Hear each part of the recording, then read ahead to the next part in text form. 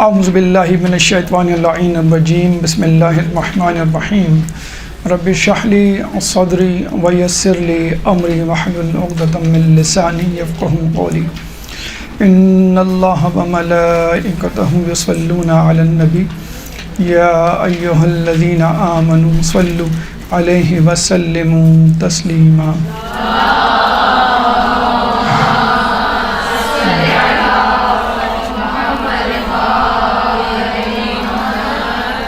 اللہ تعالیٰ کے شکر گزار ہیں کہ اس نے ہمیں اشرف المخلوقات بنایا، اور اس کے بعد شکر اس بات کا کہ اس نے ہمیں مسلمان گھرانے میں پیدا کیا، اور سب سے بڑھ کر شکر اس بات کا کہ اس نے ولایت علی جیسی نعمت سے ہمیں بہرہ مند فرمایا۔ مولا کا قول ہے کہ جب میں خدا سے بات کرنا چاہتا ہوں تو نماز پڑھتا ہوں، اور جب میں چاہتا ہوں کہ خدا مجھ سے بات کرے تو میں قرآن پڑھتا ہوں۔ اسی طرح چوتھے امام سید الساجدین حضرت علی بن ابی اللہم صلی علیہ فرماتے ہیں کہ اگر مشرق سے لے کے مغرب تک تمام آبادی مر جائے تو اور اگر میرے پاس قرآن موجود ہو تو مجھے کوئی وحشت نہ ہو، یعنی اتنی انسیت امام کو قرآن سے کہ دنیا میں کوئی شخص باقی نہ رہے اور ان کے پاس قرآن ہو تو وہ گفتگو کے لیے ان کی تنہائی کو دور کرنے کے لیے کافی ہے۔ کہتے ہیں کہ قیامت میں 3 چیزیں اللہ کے حضور انسان سے شکوہ کریں گی۔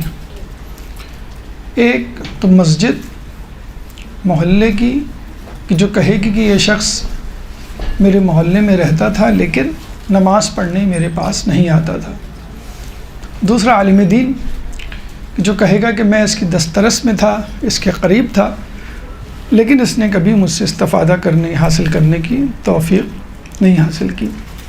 تیسرا قرآن، کہ جو کہے گا کہ میں اس کے گھر میں موجود تھا لیکن اس نے کبھی اسے کھول کر مجھ سے فائدہ نہیں اٹھایا۔ اور بڑے افسوس کے ساتھ کہنا پڑتا ہے کہ یہی وہ کتاب ہے کہ جو خط کی صورت میں اللہ تعالیٰ نے اپنے بندے کو بھیجی ہے، اور حمد و مونس کی صورت میں اس کی تنہائی دور کرنے کے لیے موجود ہے، اور اللہ کی اس اتنی بڑی نعمت کو جو ثقلین میں سے ایک ثقل ہے، گھر میں موجود ہونے کے باوجود ہماری بے توجہی کا شکار ہے۔ ایک اسکول میں کتب میلہ ہونے والا تھا تو استاد نے اپنی کلاس کے بچوں سے کہا کہ بچوں، آپ کے گھر میں پرانی جو کتابیں رکھی ہوئی جس کو آپ نہیں پڑھ رہے وہ لے آئیے گا تاکہ ہم کتب میلے میں رکھیں اور اس کو فری آف کاسٹ غریب بچوں میں تقسیم کریں۔ تو کلاس کے تمام بچے ایک ہی کتاب یعنی قرآن مجید لے کر آئے۔ استاد نے پوچھا کہ بھئی آپ سب لوگ ایک ہی کتاب قرآن کیوں لے کر آئے؟ تو انہوں نے کہا کہ یہی وہ کتاب ہے جو ہمارے گھر میں پڑھی رہتی ہے اور کوئی اس کی طرف نہیں دیکھتا نہ استعمال کرتا ہے، چنانچہ ہم یہ کتاب لے آئے۔ تو کہنے کا مقصد یہ ہے کہ اتنی کتابوں کے علوم حاصل کرنے کے بعد بھی انسان اس کتاب سے غافل رہے کہ جس میں بحر و بر کا علم موجود ہے، بلکہ تمام علم کے چشمے اسی کتاب سے پھوٹتے ہیں، اور اگر اس کتاب سے انسیت یا محبت نہ ہو تو اس کتاب کے پڑھانے والوں سے بھی محبت نہ ہوگی، اور اس کتاب کے پڑھانے والے خود اہل بیت ہیں کہ جن کے لیے رسول اللہ نے فرما دیا انی تارکن فیکم الثقلین کتاب اللہ و عطرتی ما ان تمسکتم بہما لن تضلوا بعدی ابدا، کہ میں اپنے بعد 2 گراں قدر چیزیں چھوڑے جا رہا ہوں، اگر تم ان سے متمسک رہو گے تو کبھی گمراہ نہیں ہوگے، لن تضلوا، کبھی بھی نہیں، نیور ایور۔ اور یہ دونوں چیزیں ایک دوسرے سے جدا نہیں ہوں گی حتیٰ کہ میرے پاس حوض کوثر پر مجھ سے ملاقات نہ کر لیں، حتیٰ یردا علی الحوض۔ تو ہم خوش قسمت ہیں کہ قرآن بھی ہمارے پاس ہے اور قرآن کو پڑھانے والے بھی ہمارے پاس ہیں۔ اوروں کے پاس قرآن تو ہو سکتا ہے لیکن قرآن کو پڑھانے والے ان کے پاس موجود نہیں۔ تو قرآن کو پڑھنے کے لیے جو سب سے اہم نقطہ بات ذہن میں رکھنی چاہیے وہ ہے ان کے اساتذہ، ان کے پڑھانے والے۔ اگر آپ نے قرآن کے پڑھانے والوں سے قرآن کو نہیں سمجھا تو پھر آپ شیطان کی طرح قیاس اور اس کے بعد گمراہی کا شکار ہو جائیں گے. جیسے کہ ہم نے دیکھا کہ قرآن کے ہوتے ہوئے بھی یہ امت مسلمہ 73 فرقوں میں بٹی ہوئی ہے، اسی وجہ سے کہ ہر شخص نے قرآن تو لے لیا لیکن قرآن کا استاد کسی اور کو قرار دیا. اس کو نہیں قرار دیا کہ جس کے لیے رسول اللہ نے حدیث ثقلین بیان کی تھی. چنانچہ اسی اہمیت کو مد نظر رکھتے ہوئے آج سورہ حل عطا، سورہ انسان یا سورہ دہر کا انتخاب کیا گیا ہے. اس سورہ کے بارے میں کہا یہ جاتا ہے کہ یہ وہ سورہ ہے کہ جس کو اگر کوئی شخص تلاوت کرے تو اللہ تعالیٰ اس کو جنت اور جنت کے لباس سے آراستہ کرے گا. یہ وہ سورہ ہے کہ جس کے بارے میں کہا جاتا ہے کہ جو شخص جمعرات کے دن سورہ حل عطا پڑھے تو اللہ تعالیٰ اس کو قیامت کے دن رسول اللہ کی ہمراہی نصیب فرمائے گا. اب یہاں پر رک کے ایک سوال پیدا ہوتا ہے، کیا فقط سورہ حل عطا پڑھنے سے اتنی بڑی نعمت ہے؟ یعنی سب کچھ تو مل گیا آپ کو، جنت اور جنت کا سب سے بہترین شخصیت رسول اللہ، تو ہم سورہ پڑھیں اور پھر ہماری مرضی جو چاہیں ہم کریں؟ ایسا نہیں. سورہ حل عطا ہی کیا، کوئی بھی سورہ، کوئی بھی آیت قرآن کی پڑھنے کے بعد اس کی فضیلت کو اگر درک کرنا ہے تو پہلے اس کے مفہوم کو درک کرنا ہوگا اور اس کے بعد اس آیت میں موجود پیغام اور حکم پر عمل پیرا ہونا ہوگا، ورنہ آپ کو وہ فضیلتیں نہیں ملیں گی. چنانچہ ضروری ہے ہمارے لیے کہ اس سورہ حل عطا میں موجود پیغامات کو سمجھیں اور تہیہ کریں کہ اس پہ انشاءاللہ تعالی ہم عمل کریں گے. 100% عمل تو بہرحال نہیں ہو سکتا ہے کیونکہ یہ اہل بیت کے لیے مختص ہے، اس کے بعد انبیاء، اولیاء، اصحاب، مجتہدین، مراجعین، لیکن حصہ بقدر جسہ، جتنی سکت، جتنی اہلیت ہو اس کے مطابق عزم مصمم اگر کیا جائے اس پہ عمل کرنے کا قرآن پر سورہ حل عطا یا جو بھی سورہ، تو انشاءاللہ اللہ تعالیٰ آپ کو دنیا اور جہاں کی، دنیا اور آخرت کی نعمتوں سے سرفراز فرمائے گا. یہ سورہ جو کہ قرآن کے 29ویں پارے میں ہے، 31 آیات پر مشتمل ہے، یعنی جز 29 اور اس کی خود کی آیات 31، اور ترتیب کے اعتبار سے یہ سورہ قرآن میں 76ویں نمبر پہ ہے، 76th پوزیشن پر. اس سورہ کے بارے میں کہا جاتا ہے کہ یہ مدنی ہے اور متفق علیہ ہے کہ یہ سورہ اہل بیت کی شان میں نازل ہوا. کچھ لوگوں کا اگر اختلاف ہے تو وہ غیر شیعہ مکاتب فکر سے تعلق رکھتے ہیں، لیکن کم از کم ان الابرارہ سے لے کر 18 آیات کہ جس میں وہ ایثار کا واقعہ بھی موجود ہے کہ جس میں اہل بیت نے اپنی روٹیوں کو گھر پہ آنے والے سائل میں تقسیم کی. ان 18 آیات کے بارے میں متفق علیہ شیعہ سنی مکاتب کہ یہ اہل بیت کی شان میں نازل ہوئی. بہرحال 31 میں 18 یا اوورال پورا کا پورا سورہ اہل بیت کی شان میں نازل ہوا. اس سورہ کے 5 مضامین ہیں، 5 ٹاپکس، 5 موضوعات ہیں، اور ہر موضوع اپنے اندر کئی پیغام لیا ہوا ہے.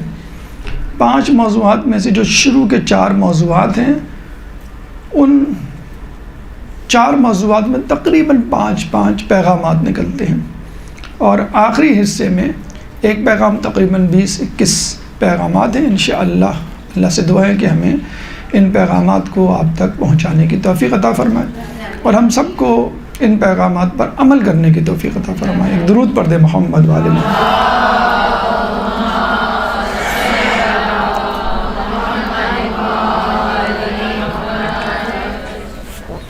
سب سے پہلے تو اس سورہ کا نام حل عطا بھی ہے، انسان بھی ہے اور دہر بھی ہے.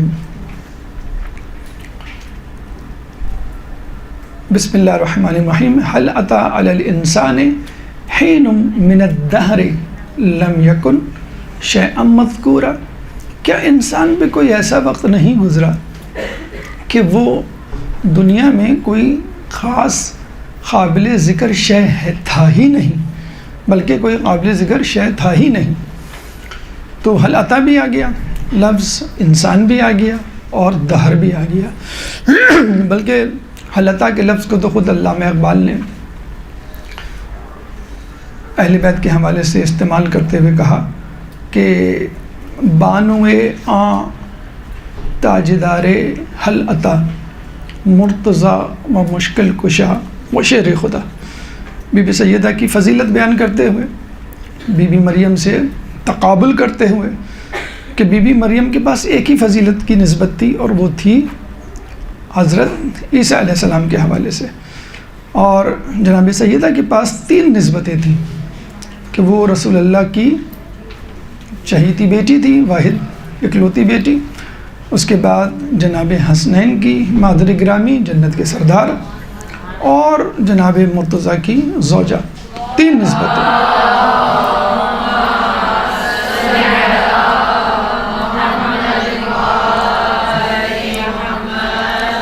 یہاں پہ اہل بیت کے تاج، اہل بیت کے سردار کو تاجدار حل عطا قرار دیا ہے کہ حل عطا کا تاج ان کے سر پر موجود ہے جناب مرتضیٰ کے. تو یہ بھی ایک دلیل کہ سورہ حل عطا اہل بیت کی شان میں نازل ہوئی. پہلا موضوع خلقت انسان. اس موضوع میں مزید پیغامات تقریباً 5 کہ انسان کی خلقت کیسے ہوئی، کیوں ہوئی، اور کن مراحل سے اسے گزرنا ہے، کہاں پہنچے گا اور کس حالت میں ہوگا. اللہ نے کیا نعمتیں اس مخلوق کے لیے رکھی ہیں. تو پہلا پیغام، پہلے موضوع کا پہلا پیغام، موضوع کیا ہے؟ خلقت انسان. اور موضوع کیا، پیغام کیا ہے؟ ابتدا. انسان کی ابتدا کیا ہے؟ پہلی بات تو یہ ہے کہ لم یکن شیئا مذکورا، وہ کوئی قابل قدر شے تھا ہی نہیں. یعنی ہماری پیدائش سے پہلے ہم کچھ نہیں تھے، کوئی ہمیں جانتا نہیں تھا، ہماری صورت شکل دور کے بعد نام سے بھی کوئی واقف نہیں تھا. لیکن اس کے بعد، پیدا ہونے کے بعد کچھ عرصے تک ہم نے اپنی پہچان کروائی، 60 70 80 سال اس کے بعد ہم اس دنیا سے چلے جاتے ہیں. تو چلے جانے کے بعد شاید کوئی 50 سال ہمیں یاد رکھے، ہماری اولاد 100 سال یاد رکھے، شاید ہماری اولاد کی اولاد، ہمارے پوتے پوتیاں، نواسے نواسیاں، اور اس کے بعد شاید آہستہ آہستہ لوگ ہمیں بھول جائیں. 100 200 سال بعد ہماری شخصیت بلکہ ہماری قبر بھی لوگوں کو یاد نہ ہو. تو نہ ہم اپنی پیدائش سے پہلے کوئی قابل ذکر تھے، یکسر نہیں تھے، اور پیدائش کے بعد، زندگی گزارنے کے بعد، اپنی موت کے بعد کچھ عرصے تک شاید یاد رکھے جائیں. اس کے بعد لوگ چاہے جائے کہ ہم کوئی ایسا کارنامہ انجام دیں، انبیاء، ائمہ اور ان کے پیروکاروں کی طرح، کہ لوگ ہم کو یاد رکھیں، یا کوئی اور طریقے سے. بہرحال تو نہ پہلے ہم قابل ذکر تھے، نہ بعد میں ہم قابل ذکر تھے. جب آپ کہیں گے کہ بھائی ہم ان بٹوین، اپنی ابتدا اور اپنے انجام کے درمیان جو زندگی گزار رہے ہیں اس وقت تو قابل ذکر ہیں، تو ہم یہی کہیں گے کہ آپ اپنے آغاز کو دیکھیے، کیا تھے آپ. اللہ فرماتا ہے اِنَّا خَلَقْنَا الْإِنسَانَ مِن نُطْفَةٍ أَمْشَاجٍ، کہ بے شک ہم نے انسان کو نطفے سے پیدا کیا، ملے جلے مخلوط نطفے سے پیدا کیا. نطفہ یعنی مرد کا اسپرم، عورت کا اووم، دونوں مل کر جو زائگوٹ بنتا ہے اور اس کی جو ڈیولپمنٹ ہوتی ہے اس کو کہا گیا نطفۃ امشاج. بہرحال انسان جس کی ابتدا نطفے سے ہے وہ نجس، غسل واجب، اور اگر کپڑے یا بدن پہ لگے تو وہ نجاست ہٹانا واجب تھا. جب تک آپ نہ ہٹائیں نماز قبول نہیں. جب آپ مرنے ہیں تو آپ کو غسل دینا پڑتا ہے، چاہے کتنے ہی صاف ستھرے انداز سے اس دنیا سے جائیں، غسل کرنے کے بعد اس دنیا سے جائیں پھر بھی آپ کو غسل دینا پڑتا ہے. بلکہ اگر کوئی آپ کو چھو لے اس پہ بھی غسل مسح میت واجب. عجیب انسان کی حقارت کا عالم ہے کہ مرا ہوا انسان ہے، پہلی بات تو یہ کوئی چھو لے وہ نجس ہو جائے. تو تو انسان کی ابتدا آغاز جو ہے وہ نجاست سے ہو رہی ہے اور اس کے بعد انجام بھی نجاست سے۔ اب آپ کہیں گے بھئی اس وقت ہم صحیح سالم ہیں، اس میں نجاست کا کہاں عمل دخل ہماری شخصیت میں؟ تو مولا خود فرماتے ہیں عجیب انسان ہے کہ پیٹ میں نجاست لیے گھوم رہا ہے، بولو براز پیٹ میں موجود ہے، بلکہ ہمارے جسم کے ہر انچ میں نجاست موجود ہے۔ خون جہاں سے کاٹے وہاں سے خون نکلے گا، خون اگر بدن پہ لگ جائے، کپڑے پہ لگ جائے، نجس۔ تو بولو براز الگ چیز اور خون الگ چیز، پھر نطفہ، 4 نجاستیں تقریباً آدھی تو نجاستیں ہمارے اندر موجود ہیں۔ تو کہنے کا مقصد یہ ہے کہ انسان کا آغاز، انسان کا انجام، انسان کی ابتدا اور انسان کے جانے کے بعد یا تو ناقابل ذکر ہے یا پھر نجاست سے عبارت ہے۔ تو پیغام یہ ہے کہ انسان کے اندر اکڑ کس بات کی، کس بات میں انسان تکبر کرتا ہے، عزت، دولت، شہرت، جائیداد یا کوئی ہنر، کوئی ملکہ، کوئی خصوصیت جس پہ وہ کرتا ہے، لیکن اس کی حقیقت کیا ہے؟ وقتی جسے کہتے ہیں کہ ایک عروج ہے، وقتی کمال ہے، وقتی طاقت ہے، وقتی جاہ و جلال ہے، منصب ہے، اس کے بعد کچھ بھی نہیں ہوگا۔ وہی 2 گز کی زمین ہے جو لوگوں کو ملی ہے وہ آپ کو بھی ملے گی۔ ابھی آپ اپنے دوست احباب کے ساتھ بیٹھے ہیں اور غذائیں کھا رہے ہیں، اس کے بعد آپ کو چونٹیاں غذا کے طور پہ، حشرات غذا کے طور پہ کھا رہے ہوں گے، ان کے ساتھ آپ لیٹے ہوئے ہوں گے۔ تو یہ انجام اور یہ ابتدا اگر انسان یاد رکھے تو انشاءاللہ کبھی بھی کسی تکبر میں مبتلا نہیں ہوگا، چاہے وہ کوئی بہت بڑا بادشاہی کیوں نہ بن جائے۔ انبیاء کرام کے اندر جتنا تواضع انکساری کا مادہ ہوتا تھا وہ کسی میں نہیں ہوتا تھا، حالانکہ اپنے اپنے زمانے میں ہر نبی معتبر ترین اور اوج پہ پہنچا ہوا، کمال پہ پہنچا ہوا انسان ہوتا تھا، لیکن اپنے آپ کو سب سے حقیر ترین سمجھتا تھا۔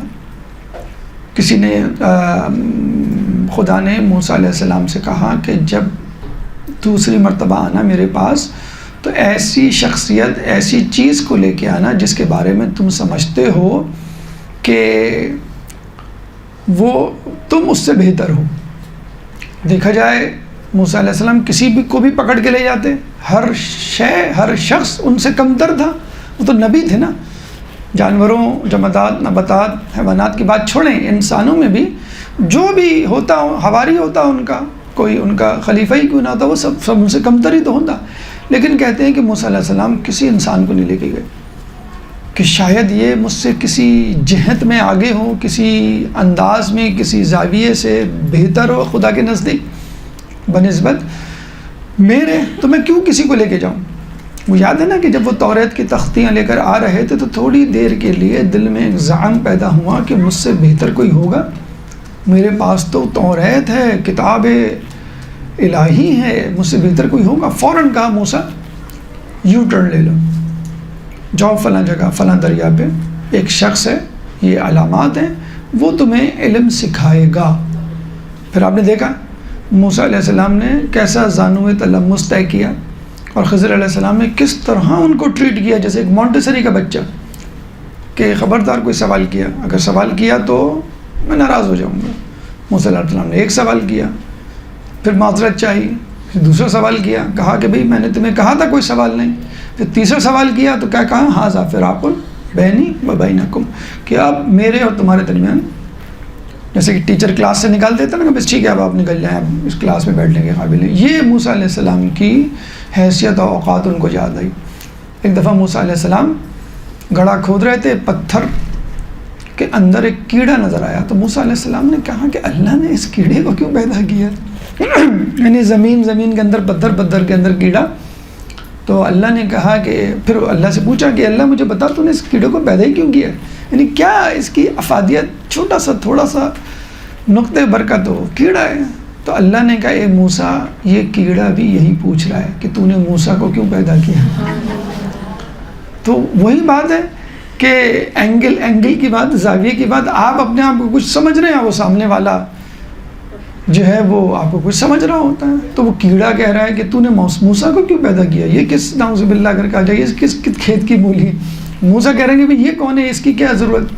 اور پھر وہ تختی والا واقعہ, تو موسیٰ علیہ السلام کو اچھی طرح اندازہ ہو گیا تھا کہ مجھے جو ہے کسی کو کمتر نہیں سمجھنا ہے. تو کہتے ہیں کہ وہ جب جا رہے تھے تو جاتے ہوئے کتا نظر آیا, مجزوم, وہ برس مبروس کتا جو نا, برس جس کو ہو گیا. تو کہا کہ یہ تو مجھ سے کمتر ہوگا, تو اس کو لے لیا اور راستے میں کوہ طور پہ جانے سے پہلے اس کو بھی چھوڑ دیا. کچھ پتہ نہیں, یعنی جب کیڑا مجھ سے کہہ سکتا ہے خدا سے کہ اس موسیٰ کو کیوں پیدا کیا, تو خدا نخواستہ. تو کہنے کا مقصد یہ ہے کہ اپنے آپ کو, عیسیٰ علیہ السلام کے بارے میں کہا جاتا ہے کہ اپنے حواریوں کے پیر دھو دھو کے پیتے تھے. مطلب یہ تو محاورہ اردو میں, پیر دھویا کرتے تھے. اور وہ منع کرتے تھے, کہہ لیں گے نہیں, اللہ تعالیٰ نے مجھے تمہاری خدمت کے لیے پیدا کیا. تو یہ انداز ہمارے انبیاء کا تھا. رسول جب آتے تھے لوگوں میں بیٹھتے تھے تو کچھ لوگ ڈر جایا کرتے تھے. تو رسول کہا کرتے تھے کہ میں کوئی بادشاہ تھوڑی ہوں جو تم مجھ سے ڈرو. اور جب بیٹھ جاتے تھے تو لوگوں میں کوئی اجنبی شخص آتا تھا تو پوچھتا تھا کہ تم میں محمد کون ہے. یعنی اتنا گھل مل جاتے تھے, لباس, نشست و برخاست کے حوالے سے, نہ کوئی جگہ کوئی خاص معین کہ وہاں بیٹھیں کہ لگے کہ ہاں بھی یہ بیچ میں بیٹھے ہیں, دیوار سے ٹک لگا کے بیٹھے ہیں, تکیے پہ جھک کے بیٹھے ہیں. تو تم میں سے محمد کون ہے, تو بتایا جاتا تھا کہ یہ محمد ہے. تو ہمیں بھی چاہیے کہ اپنے اندر تواضع و انکساری پیدا کریں, کیونکہ ہم کچھ نہیں تھے اور کچھ بھی نہیں ہوں گے. آغاز و انجام ہمارا نجس العین جسے کہتے ہیں, اور خود اپنے اندر بھی نجاست لیے گھوم رہے ہیں. اس کے بعد اللہ تعالیٰ فرماتا ہے نبتلیہا انا خلقنا الانسان من نطفۃ امشاج نبتلیہ, کہ ہم تمہیں آزمائیں گے. یہ دوسرا پیغام. موضوع پہلا کیا ہے, خلقت انسان, پہلا پیغام ابتدا, جس کا آخر یہ ہے کہ انکساری اختیار کریں. دوسرا پیغام نبتلیہ, کہ ہم تمہیں آزمائیں گے. اللہ تعالیٰ سورہ بقرہ آیت نمبر 155 156, سورہ بقرہ قرآن کا دوسرا سورہ ہے, چیپٹر 2 ورس نمبر 155 156. وَلَنَبْلُوَنَّكُمْ بِشَيْءٍ مِّنَ الْخَوْفِ وَالْجُوعِ وَنَقْصٍ مِّنَ الْأَمْوَالِ وَالْأَنفُسِ وَالثَّمَرَاتِ وَبَشِّرِ الصَّابِرِينَ الَّذِينَ إِذَا أَصَابَتْهُمْ مُصِيبَةٌ قَالُوا إِنَّ لِلَّهِ وَإِنَّا إِلَيْهِ رَاجِعُونَ. وَلَنَبْلُوَنَّكُمْ, لام مفتوحہ ایک تاکید, نون تاکید خفیفہ دوسری تاکید, نون تاکید ثقیلہ تیسری تاکید. انگلش میں ہم کہتے ہیں you should do it. Should ایک تاکید, ایمفیسائز کرنے والا ایک ورڈ. پھر ہم کہتے ہیں یو مسٹ ڈو اٹ, تم کو یہ ضرور کرنا چاہیے. اس کے بعد سپرلیٹو یا تھرڈ ڈگری کی تاکید انگلش میں بھی نہیں ہے, لیکن عربی میں ہے, کہ وسیع زبان ہے. تو لام مفتوحہ اور پھر نون تاکید ثقیلہ, دو تاکید کے برابر ہے, جزم کے بعد تشدید آتی ہے. تو تین تاکیدات اللہ لگا رہا ہے اور کہہ رہا ہے وَلَنَبْلُوَنَّكُمْ, ہم تمہیں ضرور بالضرور آزمائیں گے. یعنی بالکل تمہیں اس میں کوئی شک نہیں ہونا چاہیے, ہم تمہیں بالضرور آزمائیں گے. بِشَيْءٍ, کسی بھی چیز سے, مثلا من الخوف, خوف, جان کا خوف, عزت کا خوف, مال لٹ جانے کا خوف, کوئی نقصان, کوئی حادثہ وغیرہ وغیرہ. اور آج کل ہر انسان, خصوصاً کراچی, پاکستان یا مسلم ممالک میں تو خوف کا ہی جسے کہتے ہیں کہ ڈیرا ہے. اور اس قسم کا خوف مغربی ممالک میں بھی ہے, نعمتوں اور چیزوں, آرام و آسائش کے چھن جانے کا خوف وہاں بھی, اور چیزوں کی جو ہے وہ خوف والی شے موجود ہے وہاں پہ. من الخوف والجوع, بھوک سے. آپ دیکھ لیجئے افریقہ میں, مغربی جو افریقی ممالک ہیں, بھرے میں ایسے علاقے کے جہاں پہ لوگ بھوک سے مر رہے ہیں. اچھا, اپنی پسند کا کھانا نہ ہونا بھی دیکھا جائے, آپ کو اپنی پسند کی چیز نہ ملے, پیٹ بھر کے نہ ملے, آج کل بھی پاکستان کے گاؤں دیہاتوں میں ایسے ہیں. تو من الخوف والجوع ونقص من الاموال, اموال پیسے میں کمی. بھئی مہنگائی ہو گئی تو ایک چیز جو پہلے 10 روپے کی تھی اب 20 روپے کی, تو وہ اب آدھی لیں گے اب, تو آپ کے مال میں کمی ہو گئی. یا آپ کی کرنسی ڈی ویلیو ہو گئی، پراپرٹی ڈی ویلیو ہو گئی، یا جاب سے نکال دیا گیا، ونقص کاروبار میں نقصان ہو گیا، ونقص من الاموال والانفس، یعنی جان نکل جانا، جان چلی جانا حادثے میں، بیماری میں، قتل و غارت میں، بوم بلاسٹ، ٹارگٹ کلنگ، دشمنی کسی بھی وجہ سے، ایک خوف جسے کہتے ہیں، والثمرات، اور پھلوں اناج میں کمی سے۔ ابھی جو سیلاب آیا ہے اور اس سے پہلے جو ٹڈی دل جو گراس ہاپرز ہوتے ہیں اسپیشل، ان کا جو اٹیک ہوا تھا، پوری فصل کی فصل سندھ پنجاب کے دیہاتوں کو چٹ کر گئی تھی ان کی فصلوں کو، تو وہ بھی ایک بھوک کا ذریعہ ہے، ثمرات میں کمی کا ذریعہ ہے۔ تو اب ٹھیک ہے، اس کی وجوہات کچھ بھی ہوں گی، سازش ہوگی، سیاسی ناگفتگی یا ابتری ہوگی، انسان کی خود کوتاہی ہوگی، لیکن بہرحال مصیبتیں، پریشانیاں اور آزمائشیں آئیں گی۔ وَبَشِّرِ الصَّابِرِينَ الَّذِينَ إِذَا أَصَابَتْهُمْ مُصِیبَةٌ، اور خوشخبری سنا ان لوگوں کو کہ جو مصیبت کے آنے پر کہتے ہیں، کیا کہتے ہیں؟ اِنَّ لِلَّهِ وَإِنَّ إِلَيْهِ راجعون، ہم اللہ کی طرف سے آئے ہیں اور ہمیں اللہ کی طرف جانا ہے۔ کہتے ہیں کہ یہ جملہ اِنَّ لِلَّهِ وَإِنَّ إِلَيْهِ راجعون امیر المومنین حضرت علی ابن ابی طالب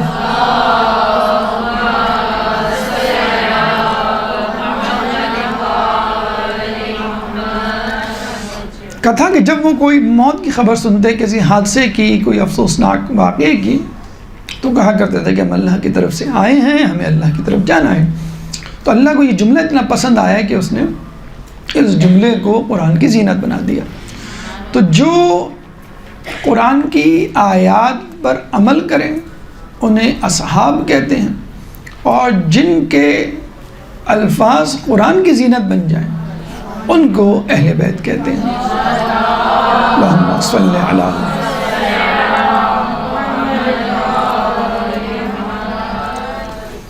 تو ہماری نسلیں جو چھوٹی چھوٹی باتوں پہ پریشان ہو جاتی ہیں کہ بھئی لائٹ چلی گئی مثلاً، یا جو ہے کھانا جو ہے وہ اپنی پسند کا نہیں پکا یا نہیں ملا ان کو، یا کوئی ڈریس خریدنا تھا وہ امی نے وہ نہیں دلایا جو چاہیے تھا، آئی فون یا بڑے اچھے اچھے ماڈل نئے جدید موبائل نہیں ملے، گاڑی ملی وہ نہیں ملی، یا مکان یا جائیداد یا کوئی بھی چیز آپ کو اپنے لیول، اپنی چیز اپنے جو خوابوں کے مطابق ہے وہ نہیں ملتی، یا ملتی بھی ہے تو عارضی طور پہ ہوتی ہیں، اور پھر جو ہے اس کی وہ خوبصورتی، وہ کشش، وہ ملکہ، وہ ہنر، وہ چیز جس کی وجہ سے آپ اس کو دیکھ کے خریدتے ہیں وہ چیز نہیں ہوتی۔ شادی ہوتی، شریک حیات آپ کو ویسا نہیں ملتا جو آپ نے سوچا ہوتا ہے۔ تو کہنے کا مقصد یہ ہے کہ کسی کو بھی اپنے حساب سے زندگی نہیں ملی۔ اگر آپ بادشاہ سے بھی پوچھیں نا، اب امریکہ، اسرائیل، یا بڑے بڑے ملک جنہوں نے خود پوری دنیا میں طوفان بدتمیزی مچایا ہے نا، تو ان سے بھی پوچھیں تو یہ بھی کہیں گے کہ دنیا ہمارے حساب سے نہیں چل رہی۔ تو جب دنیا کے طاقتور ممالک کے طاقتور حکمران بھی پریشان ہے کہ دنیا ہمارے حساب سے نہیں چل رہی، تو آپ کے اور میرے حساب سے کیا چلے گی؟ چھٹے امام نے ایک دفعہ فرمایا کہ دیکھو، محال چیزوں کی تمنا نہ کرو۔ تو لوگوں نے کہا یہ کیسے ممکن ہے کہ ایک آدمی محال یعنی ناممکن چیزوں کی تمنا کرے؟ تو امام نے فرمایا کیا تم اس دنیا میں آرام و سکون کی تمنا نہیں کرتے؟ کہ ہاں کرتے تو ہیں۔ کہ دنیا میں آرام و سکون کہاں؟ آرام و سکون تو جنت میں۔ تو کہنے کا مقصد یہ ہے کہ آرام و سکون کیا ہے کہ اگر آپ جوان سے پوچھیں، بچے سے پوچھیں، بوڑھے سے پوچھیں، ہر کوئی یہ کہے گا نہیں زندگی گزری 80%، 50%، 20%، ہمیں یہ نہیں ملا، ہمیں وہ نہیں ملا۔ تو بس جو نہیں ملا وَبَشِّرِ الصَّابِرِينَ، کہ ان لوگوں کو بشارت دے دو جو مصیبت آنے پہ کہتے ہیں کہ اِنَّ لِلَّهِ وَإِنَّا۔ تو لوگ بچوں کو بھی سکھائیں، خود بھی سیکھیں کہ مصیبت اگر آئے تو اس پہ صبر کریں تاکہ اللہ تعالیٰ اس مصیبت پہ اجر دے۔ شکوہ شکایت کی تو پھر جو اجر ملنا تھا، مصیبت تو اپنے وقت پر جائے گی، بیماری ہو، فقر و فاقہ ہو، کوئی حادثے کی وجہ سے کوئی نقصان پہنچے، کاروباری نقصان ہو، کچھ بھی ہو، وہ اپنے وقت پہ آ کے چلا جائے گا۔ اگر آپ نے اس دوران صبر کا مظاہرہ کیا تو ٹھیک، نہیں کیا تو پھر آپ کو بھگتنی تو ہے اس بیماری کو، اس سچویشن کو، اس مصیبت کو، لیکن اجر نہیں ملے گا۔ اس کے علاوہ سورہ مومنون آیت نمبر 115، سورہ مومنون قرآن کا 23واں سورہ ہے، چیپٹر 23، ورس نمبر 115۔ افحسبتم انما خلقناکم عبثا، کیا تم نے سمجھ رکھا ہے کہ ہم نے تمہیں عبث پیدا کیا، ایسے ہی خواہ، وہ کسی نے شعر بنا لیا ہے کہ یہ وطن تمہارا ہے، ہمیں خواہ مخواہ اس میں، تو وہ تم نے یہ سمجھ رکھا ہے کہ ہم نے تمہیں خواہ مخواہ پیدا کیا ہے، وَأَنَّكُمْ إِلَيْنَا لَا تُرْجَعُونَ، اور تم اس کی طرف دوبارہ پلٹائے نہیں جاؤ گے۔ تو آپ کا ایک مقصد ہے زندگی میں جسے کہتے ہیں کہ آنے کا، اور وہ ہے آزمائشیں، ان آزمائشوں پہ اللہ کی اطاعت اور صبر۔ اس وقت پوری دنیا میں کاؤنسلنگ کا ایک طوفان آیا ہوا ہے، سائیکالوجسٹ ہوا کرتے تھے، پھر اس کے بعد سائیکیٹرسٹ، اس کے بعد پھر کاؤنسلر، پھر NLP، پھر کیا اس وقت اسپریچول کاؤنسلنگ کا ایک فیشن آیا ہوا ہے کہ لوگ جو ہے اسپریچول کاؤنسلنگ کرتے ہیں، یعنی وہ یہ کہتے ہیں کہ جو عام کاؤنسلر ہیں، جو عام لائف کوچز ہیں، سائیکالوجسٹ، سائیکیٹرسٹ ہیں، وہ یہ کہتے ہیں کہ بھائی جو دنیا میں ہو رہا ہے اس میں آپ اپنی جگہ کیسے بنائیں، کامیاب کیسے ہوں، یہ ہے لائف کوچنگ۔ اور اسپریچول کاؤنسلر یعنی روحانی مشیر آپ کا، وہ کیا کہتا ہے؟ وہ کہتا ہے کہ جو آپ کے اندر کی آواز ہے وہ آپ سنیں، چاہے آپ کو نفع ہو کہ نقصان ہو، اس میں سکون مل رہا ہے، مثلا لوگوں کو دینے میں سکون مل رہا ہے، آپ کو لوگوں کی مدد کرنے میں، لوگوں پر خرچ کرنے میں، تو ٹھیک ہے آپ یہ کریں۔ تو ان کا جسے کہتے ہیں کہ یہ کہنا ہے کہ ہمارے پاس زیادہ تر لوگ کس بیماری میں مبتلا ہو کر آتے ہیں، آپ کو سن کر حیرت ہوگی، کہتے ہیں کہ most of the patients come with the problem what is the purpose of life, کہ زندگی کا مقصد کیا ہے مجھے بتائیے۔ مغرب میں تو یہی ہے نا کہ کھانا پینا سونا، کھا لے پی لے جی لے، یہ ہمارے یہاں بھی یہ ہوتا جا رہا ہے۔ تو کیا کانسیپٹ اب تک رہا ہے کہ بھی کھانا پینا سونا، عیاشی اور شراب نوشی اور بس فرینڈ شپ، یہ وہ بس ہلا گلا، یہی زندگی ہے۔ اب لوگ اس بات سے تنگ ہوتے جا رہے ہیں، کہتے ہیں نہیں یہ مقصد نہیں ہے، زندگی کا کچھ اور بھی مقصد ہے جو ہمیں بتایا نہیں جا رہا ہے۔ آپ کو انگیج ایسے کیا ہے نا کہ آپ کو ڈالر کمانے ہیں اور ڈالر خرچ کرنا ہے، 5 days آپ کو کمانا ہے، 2 days آپ کو اسی کو خرچ کرنا ہے۔ تو 5 دن آپ سوچتے ہیں میں کیسے کماؤں، اور 2 دن آپ سوچتے ہیں میں کیسے خرچ کروں، پورا ہفتہ آپ پھر دوبارہ منڈے کو جو ہے کہ یہ دوبارہ سائیکل شروع ہے۔ What is the purpose of life, یہ لوگ پوچھنے آتے ہیں۔ تو پرپز آف لائف آپ کو اگر پوچھنا ہے تو قرآن سے پوچھیے، وَلَنَبْلُوَنَّكُمْ بِشَيْءٍ، کہ تمہیں آزمائشوں سے گزارا جائے گا، اس میں تمہیں پرپز آف لائف آپ خدا سے پوچھ لیجئے۔ وَمَا خَلَقْتُ الْجِنَّ وَالْإِنسَ إِلَّا لِيَعْبُدُونَ، ہم نے جن و انس کو نہیں پیدا کیا سوائے اس کے کہ وہ ہماری عبادت کریں۔ سورہ زاریات آیت نمبر 56، سورہ زاریات قرآن کا 51واں سورہ ہے، چیپٹر 51 ورس نمبر 56۔ وَمَا خَلَقْتُ الْجِنَّ وَالْإِنسَ إِلَّا لِيَعْبُدُونَ، ہم نے نہیں پیدا کیا سوائے اس کے کہ انسان ہماری عبادت کرے، جن و انس ہماری عبادت کرے۔ اس کا جواب کیا ہونا چاہیے، رسپانس کیا ہونا چاہیے انسان کا؟ اِنَّ صَلَاتِي وَنُسُكِي وَمَحْيَايَ وَمَمَاتِي لِلَّهِ رَبِّ الْعَالَمِينَ۔ سورہ انعام آیت نمبر 162، سورہ انعام قرآن کا 6واں سورہ ہے، چیپٹر 6 ورس نمبر 162۔ اِنَّ صَلَاتِي، میری نماز، وَنُسُكِي، میری قربانی، وَمَحْيَايَ، میری زندگی، وَمَمَاتِي، میری موت، لِلَّهِ رَبِّ الْعَالَمِينَ، اللہ کے لیے۔ نماز اللہ کے لیے سمجھ میں آتا ہے، قربانی اللہ کے لیے سمجھ میں آتا ہے، جان دینا اللہ کے لیے وہ بھی سمجھ میں آتا ہے۔ آپ نے جہاد کیا، آپ کی جان چلی گئی، ایک مشکل کاز کے لیے، حق کی آواز بلند کرنے کے لیے کھڑے ہوئے آپ کو مار دیا جاتا ہے، یہ بھی سمجھ میں آتا ہے۔ لیکن وَمَحْيَايَ، میری زندگی تیرے لیے، یہ ایک دقت طلب بات ہے، سمجھنے والی بات ہے، سب سے مشکل امر یہی ہے۔ صبر کرنا بھی اتنا مشکل، وہ شہادت دینا بھی اتنا مشکل کام نہیں۔ کہتے ہیں کہ شہداء جن کے بارے میں کہا جاتا ہے کہ بغیر حساب کتاب کے جنت میں جائیں گے، بہت بڑے درجات ہوں گے، کہتے ہیں جب شہداء جنت میں داخل ہوں گے تو دیکھیں گے پہلے سے کچھ لوگ نور کے ممبروں پہ بیٹھے ہوئے، اور شہداء حیران ہوں گے کہ یہ کون لوگ ہیں جو ہم سے پہلے جنت میں اور نور کے ممبروں پہ، تو یقیناً ہم سے بہتر ہے، تو یہ کون لوگ ہیں؟ لوگوں کو کہا جائے گا یہ وہ لوگ ہیں جو صبر کیا کرتے تھے۔ شہداء کہیں گے بھئی تو کیا ہوا، ہم نے بھی تو جان دینے پہ صبر کیا، ہمیں تکلیف ہوئی، ہمیں زخم لگا، ہمارا سر قلم ہوا، تشدد ہوا، ہم اس دنیا سے گئے، ہم نے اپنی جان دی، تو یہ بھی تو صبر ہے۔ تو کہا جائے گا کہ تم نے ایک مرتبہ صبر کیا، جب تمہاری جان چلی گئی تو صبر ختم ہو گیا، لیکن ان لوگوں نے روزانہ صبر کیا، ان کی روزانہ جان جاتی تھی اور روزانہ صبح زندہ ہوتے تھے، پھر روزانہ جان جاتی تھی، روزانہ صبح. کچھ لوگ کہتے ہیں نا زندگی سے موت بہتر ہے، تو وہ روزانہ مر رہے ہوتے ہیں، پھر روزانہ جی رہے ہوتے ہیں. یہ ہے زندگی. اگر ہم کہتے ہیں کہ بھئی انسان اللہ ہمیں موت دیتے، یہ تو بہت آسان کام ہے. زندگی میں جینا مشکل ہے، مرنا بہت آسان ہے. یا یوں کہہ لیجئے کہ جب آپ زندگی گزارتے ہیں لوگوں میں رہ کر، وہ اصل کام ہے. مسجد میں رہنا، مصلی پہ کھڑے ہونا، مجلس میں بیٹھنا، یہ بھی اتنا مشکل کام نہیں ہے. مصلی اٹھانے سے مصلی بچھانا تک کی جو زندگی ہے، مسجد سے نکلنے سے مسجد میں داخل ہونے تک کی جو زندگی ہے، مدرسے میں جانے سے مدرسے میں آنے تک کا جو پورا ہفتہ ہے، جو لوگوں کے درمیان آپ کو گزارنا ہے، وہ ہے اصل زندگی. بات بات پہ آپ کو صبر کرنا ہے. مجلس، مدرسہ، مسجد، یہاں تو آپ کے مطلب کی باتیں ہو رہی ہیں. آپ کے مطلب کے لوگ ہیں، نیک ہیں، باحجاب ہیں، بارش ہیں، عبادت گزار ہیں، سچ بولنے والے ہیں، ہمدردی کرنے والے ہیں. لیکن جب آپ اپنے اپنے مقامات پر پہنچیں گے، جو دین سے نفرت کرتے ہیں، جو سچ سے نفرت کرتے ہیں، عبادت سے منہ چراتے ہیں، اور ان کے درمیان کبھی وہ گھر میں موجود ہوتے ہیں، کبھی وہ پڑوس میں موجود ہوتے ہیں، کبھی وہ رشتہ داروں میں موجود ہوتے ہیں، لیکن آپ پھر بھی ان کو دیکھ کے مسکراتے ہیں، پھر بھی ان کی کڑوی کسیلی باتوں کو سن کر چپ ہو جاتے ہیں. یہ ہے اصل زندگی، یہ ہے صبر، جس کا ثواب شہداء سے بھی زیادہ ہے. تو افحسبتم انما خلقناکم عبثا وانکم الینا لا ترجعون. کیوں سمجھ رکھا ہے کہ اللہ تعالیٰ نے تمہیں کوئی نہ کوئی مقصد ہے جس کے لیے پیدا کیا گیا.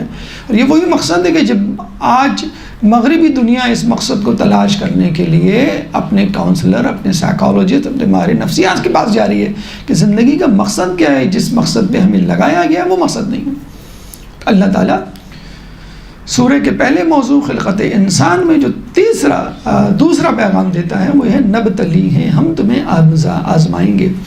اب ایک انسان یہ کہہ سکتا ہے کہ بھئی آزمائیں گے تو یہ تو بڑی مشکل ہو گئی، اب پتہ نہیں ہم اس آزمائش میں پورا اترے نہ اتریں، اس امتحان کو کامیابی سے عبور کریں کہ نہیں کریں، اگر ہمیں ناکامی ہوئی تو کیا ہوگا. تو کہنے کا مقصد یہ ہے کہ اگر ناکامی ہوئی تو یہ آپ کی اپنی وجہ سے ہوگا، خدا کی طرف سے. خدا نے پورا اہتمام کیا ہے کہ آپ کامیاب ہوں. کیوں؟ اللہ فوراً فرماتا ہے، یہ اس کا تیسرا پیغام اس پہلے موضوع کا، کہ نبتلی کے بعد اللہ تعالیٰ فرماتا ہے فَجَعَلْنَاهُ سَمِيعًا بَصِيرًا، بس ہم نے تمہیں سننے والا اور دیکھنے والا بنایا. یعنی اللہ نے آپ کو ایسی طاقتیں، قوتیں عطا فرمائیں کہ جس سے آپ کسی بھی شے، کسی امر، کسی حادثے، کسی بھی شخص، کسی بھی بات کو دیکھ کر، سن کر اینالائز کر سکتے ہیں، تحلیل، تجزیہ کر سکتے ہیں. اور پھر عقل بھی دی. یہ تو مثال کے طور پہ کہا ہے سمیعاً بصیرہ، سننے والا اور دیکھنے والا بنایا، کیونکہ یہ دو حصے ایسی ہیں جو سب سے زیادہ استعمال ہوتی ہیں. اور نمبر 1 فور فرنٹ پہ دنیا کو سمجھنے کے لیے سب سے پہلے آپ ان دو چیزوں کو استعمال کرتے ہیں، دیکھنے کو اور سننے کو. اس کے بعد عقل کا نمبر آتا ہے، اس کے بعد تمام حواس خمسہ کا نمبر آتا ہے. تو اللہ تعالیٰ نے آپ کو سمیعاً بصیرہ، سمیع اور بصیر بنایا کہ آپ دیکھیں، سنیں، سمجھیں، تجزیہ کریں اور پھر فیصلہ کریں کہ کیا صحیح ہے، کیا غلط ہے. اور صرف یہی نہیں، ہم دیکھتے ہیں کہ کچھ لوگوں کے پاس آنکھیں اور کان ہوتے ہیں پھر بھی بہک جاتے ہیں. تو اللہ تعالیٰ نے ایک اور انتظام کیا جو انبیاء کی صورت میں، ائمہ کی صورت میں اللہ فرماتا ہے انا ہدیناہ السبیل، ہم نے تمہاری رہنمائی صراط مستقیم کی طرف کر دی. یعنی ایک تو عقل و شعور دیا ہے، اس کو ہم کہتے ہیں کہ ان بلڈ سافٹ ویئر. آپ کی موبائل میں ان بلڈ سافٹ ویئر ہوتا ہے نا، اس کے بعد جو باہر کے سگنلز ہیں، باہر کی کیلکولیشن ہے، یعنی اس کے اندر کیلکولیٹر موجود ہوگا تو یہ کام کر کے آپ کو بتائے گا نا. اور جب تک آپ کیلکولیٹ کرنے کے لیے نمبرز نہیں لکھیں گے یہ کام نہیں کرے گا. اسی طرح اس میں جو ہے وہ فوٹو کھینچنے کے لیے، اسنیپ کھینچنے کے لیے کیمرہ موجود ہے، لیکن جب تک آپ اس کو استعمال نہیں کریں، کوئی منظر سامنے نہیں ہوگا، یا یوں کہہ لیجئے کہ اندھیرا ہوگا تو فائدہ نہیں. تو ایک تو آپ کو آنکھیں چاہیے ہوتی ہیں اور ایک آپ کو روشنی بھی چاہیے ہوتی ہے. آنکھیں آپ کا ان بلڈ سافٹ ویئر ہے، اور روشنی باہر کی جو ہے وہ ضرورت ہے کہ جب تک روشنی نہیں ہوگی آپ دیکھیں گے کیسے. تو اللہ تعالیٰ نے سمیعاً بصیرہ کی صورت میں آپ کو سمیع اور بصیر بنایا. اس کے بعد اِنَّا هَدَيْنَاهُ السَّبِيلَ، ہم نے تمہیں راہ دکھا دی کتاب دے کر، ہم نے تمہیں راہ دکھا دی رسول بھیج کر، یا اس کے بعد ائمہ بھیج کر، کتاب اور کتاب کا استاد. تو داخلی حوالے سے وہ بھی ضروریات پوری کر دی، دیکھنے والا، سننے والا، سمجھنے والا. پھر اعضاء جوارح میں طاقت رکھی کہ عبادت کر سکیں، روزہ رکھ سکیں، حج کی صعوبتیں برداشت کر سکیں. تو آپ کو ایک مکمل جسم دی، اعضاء جوارح، حواس خمسہ، عقل کی صورت میں طاقت دی، سکت دی. اور اس کے بعد ایکسٹرنل فیکٹر، خارجی عوامل، یعنی نبی اور کتاب. نبی موجود ہو تو نبی سے پوچھ لیں، نبی موجود نہ ہو تو کتاب کھول کر پڑھ لیں، قرآن کھول کر پڑھ لیں. تو داخلی اور خارجی حوالے سے آپ کو مکمل ہدایت دے دی. اس کے بعد اللہ فرماتا ہے کہ اس کے باوجود اللہ نے کوئی زور زبردستی نہیں کی، مکمل اختیار دیا. اس پہلے موضوع کا چوتھا پیغام، اما شاکرا و اما کفورا. چاہو تو تم شکر گزار بندے بنو، چاہے تو تم کفران نعمت کرو، کافر بنو.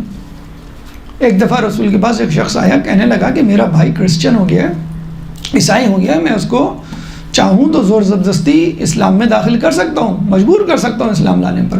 تو یہ آیت اتری، لا اکراہ فی الدین، دین میں جبر نہیں ہے، زبردستی نہیں ہے، ورنہ ہر نبی تلوار لے کر آتا.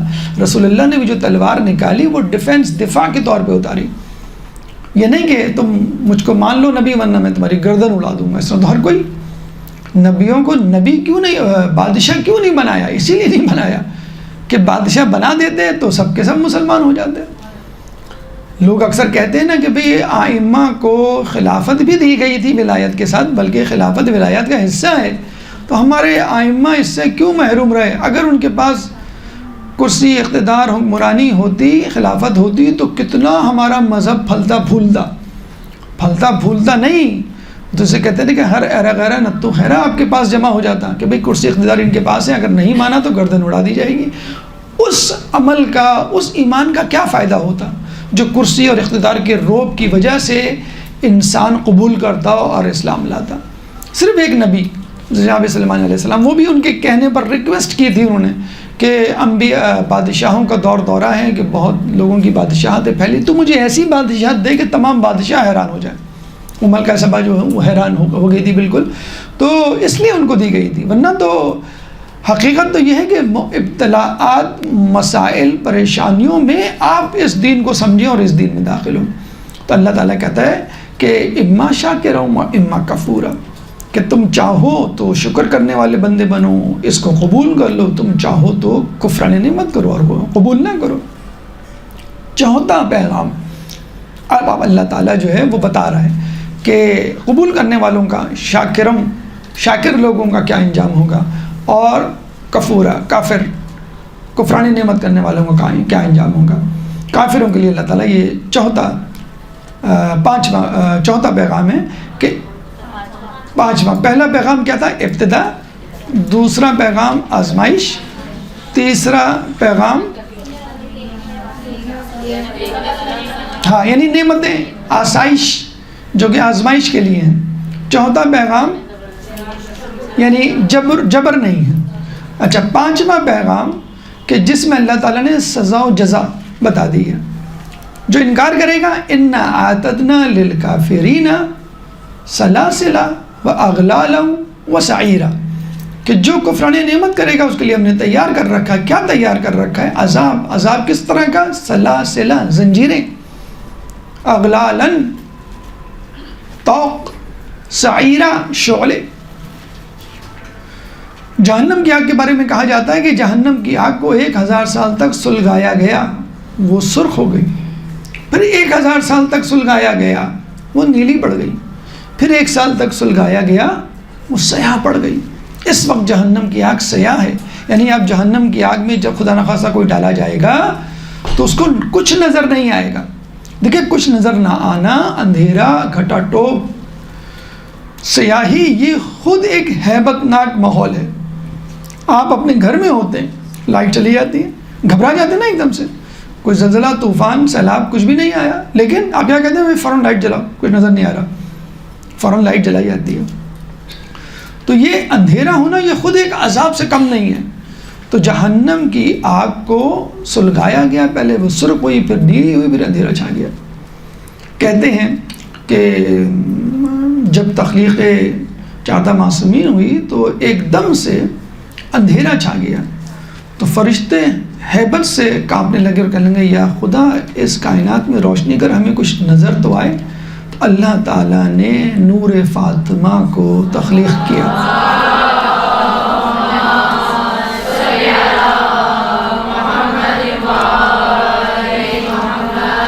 جس سے کائنات میں روشنی ہوئی اور لوگوں کو صبر آیا۔ تو جہنم کی آگ ایک اپنا عذاب اور خود اندھیرا ایک دوسرا عذاب، کہ کیا شدت ہوگی اس آگ کی۔ کہا یہ جاتا ہے کہ جہنم کی آگ میں جلنے والے کو اگر دنیا کی آگ میں ڈال دیا جائے تو وہ سکون سے سو جائے، یعنی اے سی کے برابر ہے، ایئر کنڈیشنر کے برابر ہے دنیا کی آگ جہنم میں جلنے والے آدمی کے سامنے۔ یہ اے سی کے جو آپ انگلی ڈالیں تو آپ پریشان ہو جائیں، چولہے کے قریب کھڑے ہوں تو آپ پریشان ہو جائیں۔ اچھا یہ بھی نہیں معلوم کہ یہ چولہے کی آگ یا لکڑی کی آگ سے تقابل کیا جا رہا ہے جہنم کی آگ کو، یا اس آگ سے جو کہ سینٹر آف دا ارتھ، مرکز ارض، دنیا کے مرکز میں ہے۔ دنیا کے مرکز کا ٹیمپریچر آپ کو معلوم ہے کتنا ہے؟ 3000 degree centigrade, 3000 degree centigrade temperature ہے۔ تو کچھ نہیں معلوم کہ شاید اس سے کمپیئر کیا گیا ہو، لیکن جس سے بھی کمپیئر کیا گیا ہو آپ اندازہ لگا لیں۔ کہتے ہیں کہ ہمارے یہاں دنیا کی آگ میں چیز جل کے خاکستر ہو جاتی ہے۔ انسان کا جسم جب جل جاتا ہے تو پھر اس پہ اثر نہیں ہوتا کسی چیز کو، نرو اینڈنگز، پین، سینسٹیو نروز وہ بھی جل جاتی ہیں۔ جہنم میں جب آپ کی کھال جل جائے گی، کسی کی کھال جل جائے گی تو اس کھال کو اتارا جائے گا، پھر نئے سرے سے کھال کو چڑھایا جائے گا تاکہ اس کو مزید تازہ اور شدت سے تکلیف محسوس ہو۔ یہ نہیں کہ اس کو عادت پڑ جائے گی کہ مجھے تو عادت ہو گئی جلنے کی۔ اور کہہ دیں گے جہنمیوں کے جسم کو طول و عرض میں بڑھا دیا جائے گا کہ گردن سے لے کے کندھے تک کا فاصلہ 3 دن کا، تاکہ جتنا بڑا جسم ہوگا اس کو جتنی زیادہ تکلیف ہوگی اتنا بڑا ایریا جو ہے وہ سفر کرے گا۔ تو یہ ہے وہ جہنم کی آگ، اس کے بارے میں کہا جاتا ہے۔ اور ہمارے یہاں سب سے بڑا پروٹیکشن یا شیلڈ جو جہنم سے آگ سے بچانے والی ہے وہ جناب سیدہ فاطمہ الزہرا سلام اللہ کی آگ۔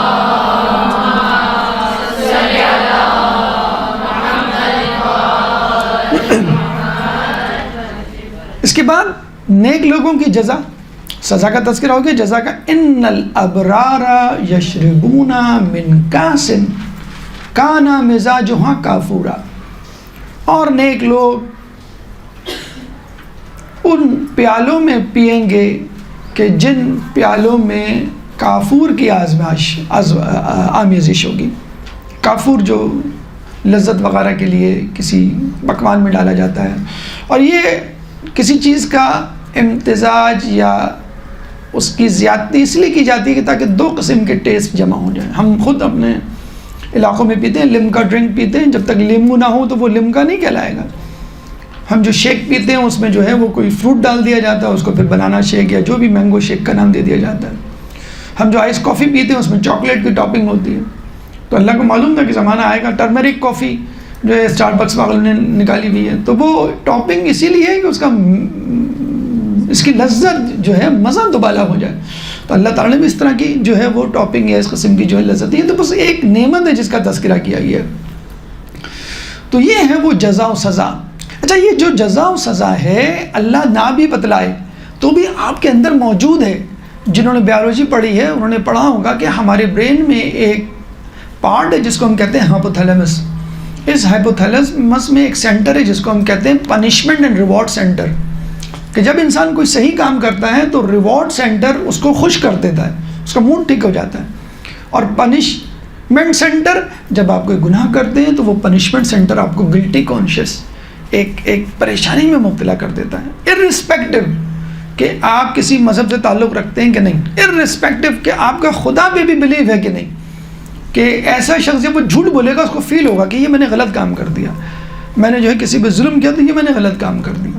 حتیٰ تک کہ شراب اور سمور اور جتنی بھی چیزیں، موسیقی مثلا، جو عام لوگ کہتے ہیں کہ بھائی ہمارے ہاں تو یہ گناہ نہیں ہے، حالانکہ عیسائی مذہب میں بھی یہ سب گناہوں میں شمار ہوتے ہیں، لیکن فرض کر لیں جو عام معاشرے میں یہ کانسیپٹ ہے بھائی یہ تو گناہ نہیں ہے اس لیے ہم کر رہے ہیں۔ بہت سے لوگ ہیں نا جو کینیڈا، امریکہ، یورپ، آسٹریلیا میں رہتے ہیں، ان سے آپ بحث کریں تو وہ کہتے ہیں نہیں پاکستان میں یہ برا، یہ برا، یہ برا، تو ہم کہتے ہیں بھائی وہاں پہ بھی تو برائیاں ہیں، شراب ہے، سور ہے، ایڈلٹری ہے، یہ تمام بے راہ روی، تمام چیز، کہ نہیں یہ ان کے یہاں برائی شمار نہیں ہوتی، یہ برائی ہے ہی نہیں، تو اگر وہ کر رہے ہیں تو اس میں کیا ایسا مذاق؟ حالانکہ عیسائی مذہب میں بھی، یہودی مذہب میں بھی یہ سب برائیاں موجود ہیں، خصوصاً اسرائیل آپ چلے جائیں، اللہ نہ کرے آپ جائیں تو وہاں پہ جو بزرگ لوگ ہیں، بڑے بوڑھے لوگ ہیں، وہ بہت ڈانٹتے ڈپٹتے ہیں عورتوں کو بھی، اپنا حجاب تمہارا ٹھیک ہونا چاہیے، حجاب کا بہت کانسیپٹ ہے وہاں پہ، جو آرتھوڈاکس قسم کے جسے کہتے ہیں جیوز ہیں، عبادت کا بہت کانسیپٹ ہے، ان کی داڑیاں آپ نے دیکھا ہوگا، ان کی عبادت آپ نے، جو راسخ العقیدہ، اس طرح عیسائیوں میں بھی ہے، لیکن بس عیسائیوں نے تو اپنے آپ کو بالکل الگ کر دیا ہے کہ یا تو بالکل آپ راہب بن جائیں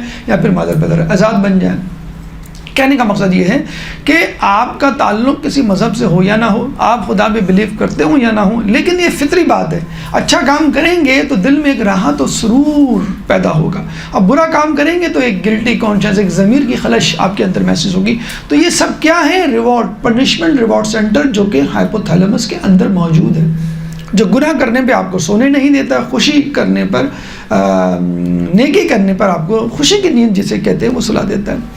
تو یہ وہ گناہ اور ثواب کا مرکز یا کانسیپٹ جو اللہ تعالیٰ نے آپ کے اندر ان بلٹ کر دیا، جیسے سمیع بصیرہ، آنکھ اور کان دیے، عقل دی داخلی طور پہ، تاکہ آپ بیدار رہیں کہ میرے آس پاس جو ہو رہا ہے وہ صحیح ہو رہا ہے، غلط ہو رہا ہے، میں جو کر رہا ہوں صحیح کر رہا ہوں، غلط کر رہا ہوں۔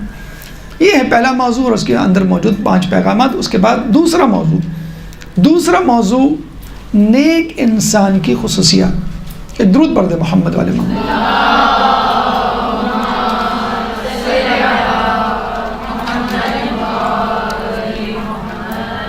اللہ تعالیٰ 7ویں، 8ویں اور 9ویں 7، 8 اور 9 ورسز آیات میں نیک انسانوں کی خصوصیات بتلا رہا ہے، اور ان خصوصیات میں وہ واقعہ بھی مذکور ہے، اس کی طرف اشارہ ہے کہ جس میں کہا جاتا ہے کہ ایک دفعہ رسول اصحاب کے ساتھ اہل بیت کے گھر جاتے ہیں تو پتہ چلتا ہے کہ جناب حسن حسین بیمار ہیں، بلکہ ان کی عیادت کے لیے جاتے ہیں، تو وہ جناب سیدہ اور علی مرتضیٰ سے کہتے ہیں کہ تم دونوں جو ہیں کوئی نظر مان لو تاکہ تمہارے بچے ٹھیک ہو جائیں۔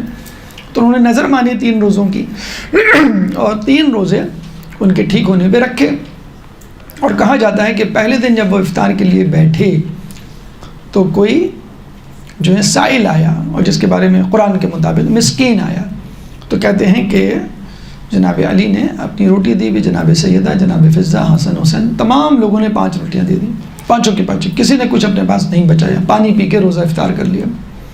دوسرے دن یتیم آیا تو پھر مولا علی نے پھر جناب سیدہ، جناب فضہ، حسن حسین 5 روٹیاں جو ہے اس یتیم کو دے دیں۔ اس کے بعد تیسرے دن تیسری مرتبہ پھر ایک اسیر آیا، قیدی، اس کو بھی 5 نے اپنی روٹیاں دے دیں۔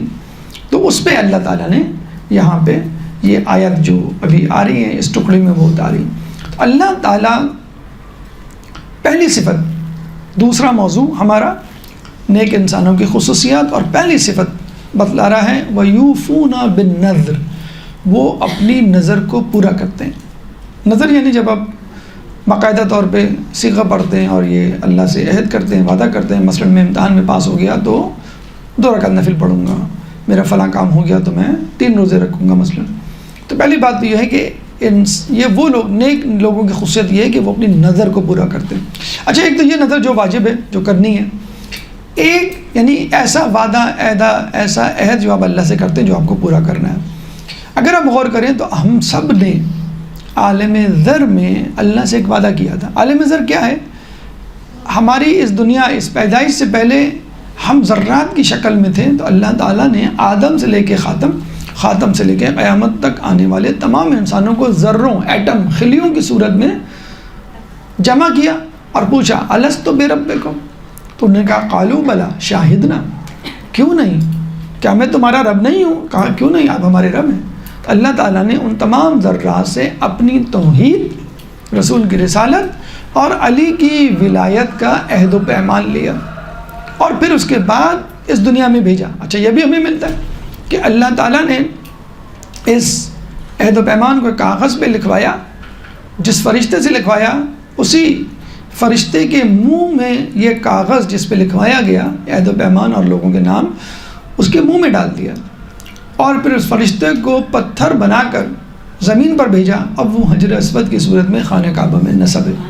پہلے سفید تھا لیکن لوگوں کے گناہوں کی وجہ سے اب سیاہ بن چکا. جو لوگ حج پہ جاتے ہیں تو ایک خاص دعا ہے کہ جو ذکر ہے جو وہ حجر اسود کے سامنے کھڑے ہو کے پڑھتے ہیں، اس میں اس وعدے کا، اس نظر کا جسے کہتے ہیں کہ تذکرہ موجود ہے.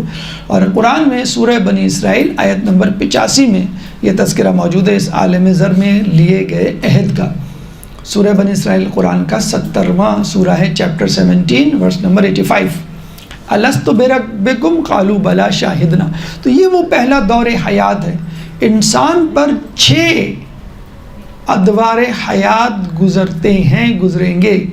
علامہ سید صادق نجمی نے اپنی کتاب میں عالم ادوار کے 6 مراحل یا حیات انسانی کے 6 مراحل میں لکھا ہے. پہلا دور عالم زر جس کا بھی تذکرہ کیا، اس کے بعد عالم صلب، اس کے بعد رحم مادر، پھر چوتھا دنیا زندگی جس میں بھی ہم جی رہے ہیں، پھر 5واں عالم برزخ مرنے کے بعد روز محشر تک، پھر چھٹا اور آخری روز محشر کہ جس میں جنت اور دوزخ میں لوگ جائیں گے. تو وہاں پہ بھی ایک عہد کیا گیا تھا، اس کو بھی آپ کو نبھانا ہے. یہ وہ والی نظر تو نہیں ہے لیکن بہرحال عہد تو تھا. تو یوفون بالنذر، نیک انسانوں کی پہلی خصوصیت یہ ہے کہ وہ اپنی نظر کو پورا کرتے ہیں. نمبر 2، یخافون یومن کان شرہ مستطیرا. نمبر 2، دوسرا پیغام، دوسرے موضوع کا دوسرا پیغام کہ وہ ڈرتے ہیں اس دن سے کہ جس کا شر، جس کا نقصان، جس کی ہیبت، جس کا خوف پھیلا ہوا ہے. مستطیرا. دیکھیں نیک کام کرنا آسان ہے، گناہوں سے بچنا بھی آسان ہے، لیکن ڈرتے ڈرتے زندگی گزارنا یہ بڑا مشکل کام ہے. آپ 2-4 نیکیاں کرتے نہیں ہیں، آپ کے اندر ایک گھمنڈ پیدا ہو جاتا ہے. کیا میرا حجاب، کیا میری نمازیں، کیا میرے روزے، کیا میرا اخلاق، کیا میری گفتگو، ماشاءاللہ میں تو گھر میں سب سے بہتر ہوں، اپنے رشتہ داروں میں سب سے باعمل ہوں. اور گناہ نہیں، ہم نے تو گناہ کیے، بڑی مشکل سے یاد آتے ہیں. اپنی نیکیاں، فضائل یوں کر کے بیان کرنا شروع کرتے ہیں کہ کبھی ختم ہی نہیں ہوں گی. اور آپ سے پوچھا آپ نے گناہ کتنے کیے؟ گناہ تو پتہ نہیں، ہم نے شاید 2-4 کیے ہوں گے، کبھی اب یاد نہیں ہے. وہ بھی مکروہات میں سے ہوں گے، گناہ بھی نہیں ہوں گے. تو انسان نیکیاں یاد رکھتا ہے، اپنی گھمنڈ کرتا ہے، تکبر کرتا ہے. ابھی تکبر کے حوالے سے گفتگو ہوئی. اور گناہوں کو بھول جاتا ہے فوراً کہ اللہ نے معاف کر دیے ہوں گے. آپ کو کیسے پتا کہ اللہ نے معاف کر دیے ہوں گے؟ کیا گارنٹی؟ کوئی وحی، کوئی الہام، کوئی اشارہ، کنایا؟ کچھ نہیں. تو نیکی کرنے والے فوراً کے فوراً گھمنڈ میں مبتلا ہو جاتے ہیں، اور گناہ کرنے والے بالکل بے فکر ہو جاتے ہیں کہ بھئی ہم نے تو گناہ کیا نہیں، اگر کیا بھی ہے تو اللہ نے معاف کر دیا ہوگا. مولا فرماتے ہیں کہ وہ گناہ جس کے بعد تمہیں ندامت ہو اس نیکی سے بہتر ہے کہ جس کے بعد تمہیں تکبر ہو جائے. تو گناہ کے بعد گناہ کرنا اچھا نہیں ہے، گناہ کے بعد جو ندامت ہوتی ہے وہ بہت بہترین چیز ہے. نیکی بری نہیں ہے، نیکی کے بعد جو گھمنڈ ہوتا ہے، تکبر ہوتا ہے، وہ بری چیز ہے. لیکن موسیٰ علیہ السلام کے اندر ایک زعم، گناہ نہیں زعم آیا کہ میں سب سے بڑی شخصیت، میں سب سے بڑا عالم، میں سب سے بڑا، یہ کیڑا میرے سامنے کیا حقیقت رکھتا ہے. تو اللہ تعالیٰ نے بتا دیا کہ ابھی تمہاری کیا حیثیت ہے. تو تکبر، زعم ان کو بھی نہیں کرنا چاہیے جو کر سکتے ہیں اپنے ارد گرد کے لوگوں کو ذہن میں رکھتے ہوئے. تو یخافون یومن، اس دن سے ڈرتے ہیں کہ جس دن کا خوف. تو یہ تو آیت نیک لوگوں کے لیے تو ہے، لیکن نیک لوگوں میں، ابرار میں جو رول ماڈلز ہیں ان کو مخاطب کرتے ہوئے اللہ تعالیٰ نے یہ آیت اتاری. یعنی ان آیات کا جو مخاطب ہیں وہ اہل بیت ہیں فرسٹ، کہ وہ اپنی نظر کو پوری کرتے ہیں جو نظر انہوں نے مانی تھی جناب حسنان کے حوالے سے. یخافون، ڈرتے ہیں. ان کا کیا ڈرنا، ان کی ڈرنے کی کیا تک بنتی ہے؟ وہ تو نیکیاں ہی کرتے تھے، اور نیکیاں ظاہر سی بات ہے جب کرتے تھے تکبر نہیں کرتے تھے، اور گناہ تو کرتے ہی نہیں تھے. اس کے باوجود استغفار کرتے تھے، وہ بھی ڈر رہے ہیں، تو پھر ہمیں تو بدرجہ اولا جسے کہتے ہیں کہ ڈرنا چاہیے۔ رسول استغفار کرتے تھے، دن میں 25 مرتبہ استغفار کرتے تھے، تو ہمیں کیوں نہیں کرنا چاہیے؟ اچھا، اکثر لوگ کہتے ہیں کہ بھائی یہ اسلام بڑا مشکل ہے، واجبات ہیں، مستحبات ہیں، پتہ نہیں کیا کیا مسائل، یہ کرو وہ کرو، بڑا مشکل مذہب ہے۔ پہلی بات تو یہ ہے کہ اسلام میں نہ کرنے کے زیادہ نمبر ہیں، کرنے کے کم نمبر ہیں۔ تقوی جو ہم کہتے ہیں نا، اتنا لفظ بڑا استعمال، تقوی کیا ہے؟ وقع یقی کے مادے سے ہے بچنا، گناہوں سے بچنا، یہ کہتے ہیں بڑا ضروری ہے، نیکی سے بھی زیادہ ضروری ہے۔ کیوں؟ جب آپ گناہوں سے بچیں گے تو آپ کے اندر ایک خلا پیدا ہوگا۔ جب آدمی کوئی کام نہیں کرے گا تو ادھر ادھر دیکھے گا میں کیا کروں، تو فوراً اس کو نیکیاں گھیر لیں گی، اس کا خود بخود جی چاہے گا۔ ایک ویکیوم جب کریٹ ہوتا ہے تو آس پاس جو چیز ہوتی ہے اس ویکیوم میں آ جاتی ہیں فوراً۔ تو اصل چیز ہے گناہوں سے بچنا، جو ہم لوگ اگنور کر دیتے ہیں۔ نیکیوں پہ تو بڑا زور ہوگا کہ نماز پڑھنی، یہ کرنا وہ کرنا وہ کرنا۔ گناہ جو نیکیوں کو واش آؤٹ کر رہے ہیں، کلین کر رہے ہیں، ڈیلیٹ کر رہے ہیں، اس کا ہوش ہی نہیں ہے آپ کو۔ تو گناہوں پہ فوکس کریں، گناہ نہیں ہونے پائیں، باقی چیزیں۔ بھائی مولانا نے پوچھا تھا نا کہ ہم رمضان کو پائیں تو کیا کریں، تو رسول نے کیا کہا؟ گناہوں سے بچو۔ خضر علیہ السلام سے پوچھا گیا کہ آپ کو اللہ نے اتنا بڑا رتبہ کیسے دیا، یعنی آپ موسیٰ علیہ السلام کے استاد، کیا کہا انہوں نے؟ گناہوں سے بچنے کی سبب۔ تو گناہوں سے بچنا ہی کیا؟ خوف، یعنی گناہوں سے بچنے کا بہترین طریقہ ہے کہ اپنے اندر خوف پیدا کرے۔ اور جیسے میں نے ابھی آپ کو کہا کہ لوگ اکثر پوچھتے ہیں کہ ہمیں کوئی ایسی چیز بتائیں جس سے ہمیں وہ ہو کہ بیٹھے بٹھائے جنت مل جائے اور کچھ کرنا نہ پڑے۔ تو ایک طریقہ ہے جس میں آپ کو بیٹھے بٹھائے جنت مل جائے گی۔ کیا طریقہ ہے وہ؟ خوف الہی اپنے اندر پیدا کریں۔ پوری کی پوری جنت ملے گی صرف خوف الہی میں پاس ہونے پر، کوئی کام نہیں، صرف خوف الہی۔ کیسے؟ سورہ رحمان آیت نمبر 46۔ سورہ رحمان قرآن کا 55واں سورہ ہے، چیپٹر 55 ورس نمبر 46۔ وَلِمَنْ خَافَ مَقَامَ رَبِّهِ جنتان، تثنیہ کا صیغہ ہے، عربی میں واحد ہوتا ہے، تثنیہ ہوتا ہے اور جمع ہوتا ہے۔ جنتان، دو جنتیں، وَلِمَنْ خَافَ مَقَامَ رَبِّهِ جنتان، جو اپنے رب کے سامنے کھڑے ہونے سے ڈرا، اس کے لیے دو جنتیں۔ ایک شخص آیا رسول کے پاس اور کہنے لگا کہ کیا میرا حساب سب کے سامنے ہوگا؟ میرے گناہوں کو سب کے سامنے آشکار کیا جائے گا، سب کے سامنے بتلایا جائے گا، نام اعمال کھلائے؟ رسول نے کہا، چیخ ماری اور مر گیا، اس خوف اور اس شرمندگی کے مارے کہ میں سب کے سامنے، اپنے بیوی بچوں کے سامنے، دوست احباب کے سامنے، پڑوس احباب رشتہ داروں کے سامنے، جاننے والوں کے سامنے حساب دوں گا کہ اور میں نے کیا کیا کیا، یہ اللہ بتلائے گا۔ تو اس خوف سے، اس پریشانی سے، اس وقت کو یاد کر کے جو ہے اپنی روح اللہ کے حوالے کر دیں۔ تو وَلِمَنْ خَافَ مَقَامَ رَبِّهِ جنتان، جو اللہ کے حضور کھڑے ہونے سے ڈرے گا، اس کے لیے دو جنتیں۔ یعنی جو آپ نیک اعمال کریں گے اور گناہوں سے بچیں گے، اس کے لیے جنت تو ہے، لیکن آپ اپنے اندر خوف الہی رکھتے ہوئے زندگی گزاریں گے، نیکیاں کریں گے اور گناہوں کی بات توبہ کریں گے، اس کے لیے ایک الگ جنت، یعنی buy one get one free. ایک برگر خریدیں، دوسرا برگر فری۔ لوگ کیا کہتے ہیں؟ دوسرا برگر دے دیں۔ کیوں دے دیں بھائی؟ پیسے دیں گے نا، آپ نے تو خود تو کہا ہے گیٹ ون فری، تو دوسرا برگر تو فری ہے نا۔ کہیں گے نہیں، پہلے کے پیسے دو پھر دوسرا فری ملے گا۔ تب آپ یہ نہیں سمجھیے گا بھائی مولانا صاحب نے ہمیں بتا دیا جنت فری، جو ہے آپ خوف میں مبتلا ہوں بس جنت مل گئی آپ کو، بس اب نماز روزہ سب چھوڑ دیں آپ۔ وہ کہتے ہیں نا کہ وہ صراط مستقیم، وہ پل صراط پہ ایک صاحب نماز روزہ کچھ بھی نہیں کرتے تھے، کہ بھائی کیوں نہیں کرتے؟ کہیں گے میں تو ویسے ہی چلا جاؤں گا۔ کہ کیسے چلے جائیں گے بھائی؟ پل صراط پہ فرشتہ کھڑا ہوگا، وہ پوچھے گا کون ہو، کہاں سے آئے ہو؟ تو میں کہتا ہوں میں جعفری ہوں، تو فرشتہ مجھ سے کہے گا جا فری، تو فری میں چلا جا، تو اس سے کہ کوئی حساب کتاب نہیں۔ ہم کہتے ہیں نا وہ پولیس والا مل جائے، کہاں سے ہے بھائی؟ میں فلاں کا بندہ ہوں، اچھا اچھا چلو جائیں فری، آپ کے لیے کچھ نہیں۔ تو کچھ لوگوں کو یہ زعم ہے بھی ہم جعفری ہیں یا ہم جو ہے مولا کے ماننے والے، مولا کے ماننے والے، وہ تو زیادہ حساب کتاب ہوگا بھائی۔ آپ اپنے مولا کے جو ہے وہ افکار، نظریات اور اعمال کی جھلک تو دکھائیں، وہ تو ہونی چاہیے آپ میں۔ تو بہرحال تو وَلِمَنْ خَافَ مَقَامَ رَبِّهِ جنتان، جو اپنے رب کے سامنے کھڑا ہونے سے ڈرا، اس کے لیے دو جنتیں، ایک تو وہ کمپلسری مینڈیٹری ہمارے ہوتے ہیں نا کمپلسری سبجیکٹس اور آپشنل سبجیکٹس، تو یہ جنت آپشنل ہے، آپ کو ویسے ہی مل جائے گی. کسی سے لڑائی ہوئی، اپنے جو آپ کو دیا جائے گا شریک حیات پارٹنر کا، میں اپنی دوسری جنت میں جا رہی ہوں. جس طرح آپ لوگ کہتے ہیں میں کہ جا رہا ہوں، یا شوہر کہتا ہے کہ میں جو ہوں گھر میں فلاں جگہ جا رہا ہوں تمہیں چھوڑ کے. تو جنتان، دو جنتیں ملیں گی، ایک جنت نیک اعمال گناہوں سے بچنے کے لیے، نیک عمل کرنے کے لیے، اور دوسری جنت خوف. دیکھیے خوف کس طرح پیدا ہو سکتا ہے. آپ نے نیک عمل کیا، اب آپ فوراً کیا کہتے ہیں، بھائی میں نے اتنی نمازیں پڑھ لی، اتنے قرآن ختم کر لی، اتنی نیکیاں کر لی. آپ یہ سوچیں کہ یہ جو نیکی کی ہے یہ قبول ہوگی کہ نہیں. میں نے جو نماز پڑھی ہے وہ اس قابل تھی کہ اللہ قبول کر لے. جب نیکیاں کریں تو کیا ذہن میں لائیں، پتہ نہیں یہ قبول ہوئی کہ نہیں.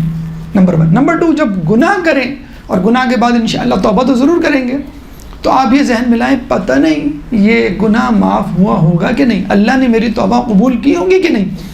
تو یہ خوف رکھ کے اگر ہر وقت زندگی گزاریں کہ میں اللہ کے حضور کیسے کھڑا ہوں گا، کیسے حساب کتاب. دیکھیں اس میں کچھ بھی وقت نہیں صرف ہو رہا ہے، کوئی کام کرنے کو نہیں دیا جا رہا ہے. نماز، روزہ، زکوٰۃ، حج، زیارت، کچھ کام نہیں کرنا، صرف دل میں خیال ہے جو پیدا کرنا ہے آپ کے.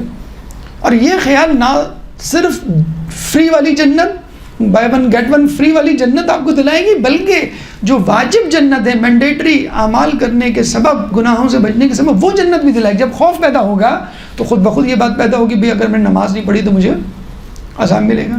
خود بخود یہ خوف پیدا ہوگا جو گناہ کیا فلاں فلاں فلاں اگر معاف نہیں ہوا تو کتنی مجھے جو ہے وہ سزا بھگتنی ہوگی. تو یہ خوف الہی آپ کو یہ چیز بھی دلا سکتا ہے اور دوسری چیز بھی دلا سکتا ہے. وَلِمَنْ خَافَ مَقَامَ رَبِّهِ جنتان، کہ یہ لوگ یخافون یومن کان شرہ مستطیرا، اس دن سے ڈریں گے جس دن جو ہے وہ خوف اور دہشت جو وہ پھیلی بھی ہوگی. اس کے بعد وہ واقعہ کہ وَيُطْعِمُونَ الطَّعَامَ عَلَى حُبِّهِ مِسْكِينًا وَيَتِيمًا وَأَسِيرًا. تیسرا پیغام، اور وہ کھلاتے ہیں. تیسرا پیغام دوسرے موضوع کا کہ وہ کھلاتے ہیں. جی کھانا کھلانا ایک بہت بڑے ثواب، بہت بڑی نیکی کا کام ہے. اور صرف یہ اس کے لیے نہیں ہے کہ آپ جو ہیں وہ بھوکوں کو، مسکینوں کو، یتیموں کو، نہیں، کسی کو بھی کھانا کھلائیں. حدیث میں وارد ہوا ہے کہ جو کھانا 3 لوگوں کو کھانا کھلاتا ہے اللہ تعالیٰ اس کو 3 باغوں سے سیراب کرے گا، 3 باغوں سے کھانا کھلائے گا. اور ایک جگہ آیا ہے کہ کھانا کھلانا 10 غلاموں کو آزاد کرنے سے بہتر ہے. اور ایک جگہ آیا ہے کہ کھانا کھلانے کا اتنا ثواب ہے کہ جو مذکور ہی نہیں ہے.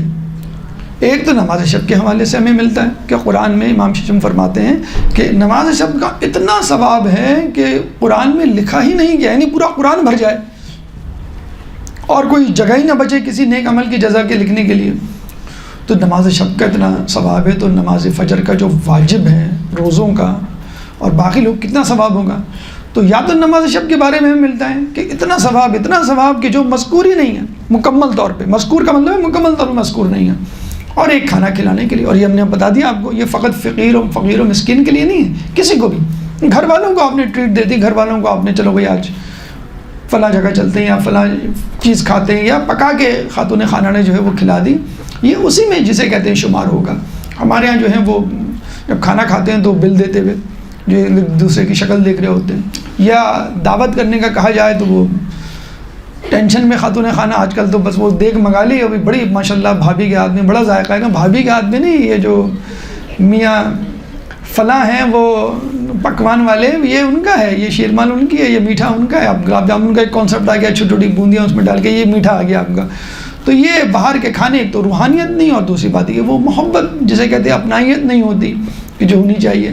تو کھانا کھلانے کا جیسے میں نے کہا کہ حدیث میں آیا کہ 10 غلاموں کو آزاد کرنا، یا پھر ایک جگہ آیا کہ 3 لوگوں کو جو کھانا کھلائے. اب دعوت میں 3 سے زیادہ لوگ ہوتے ہیں، اللہ ان کو 3 باغوں سے جو ہے سیراب کرے گا، کھانا کھلائے گا. اور بعض اوقات آیا کہ ہے ہی نہیں اس میں.